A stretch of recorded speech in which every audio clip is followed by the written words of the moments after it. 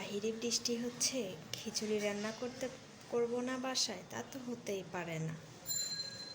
আজ মাংস মটরশুঁটি দিয়ে খিচুড়ি রান্না করলাম। হ্যালো এভরিওয়ান, আসসালামু আলাইকুম। আশা করছি সবাই ভালো আছেন, আমিও আলহামদুলিল্লাহ অনেক ভালো আছি।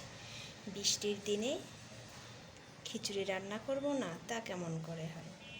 দেখতেই পাচ্ছেন আমি গরুর মাংস মটরশুঁটি দিয়ে একটা ভুনা খিচুড়ি রান্না করেছি এবং খিচুড়ির সঙ্গে স্যালাড, পেঁয়াজ কেটে নিয়েছি এবং এখানে রয়েছে গরুর মাংস ভুনা আলু দিয়ে। দেখতেই পাচ্ছেন কতটা ইয়ামি লাগছে মাংসর কালারটা। আপনারা কে কে এরকম গরুর মাংস দিয়ে খিচুড়ি পছন্দ করেন? অবশ্যই কমেন্ট করে জানাবেন। আমার তো খিচুড়ি ভীষণ পছন্দ। খিচুড়ি থাকলে আমার তো আর কিছুই লাগে না।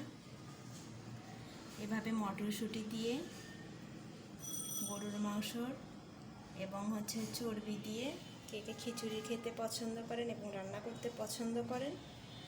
আমি তো রান্না করতে পছন্দ করি, খেতে পছন্দ করি এবং অন্যকে খাওয়াতে পছন্দ করি। আমার মতো কে এরকম আছেন?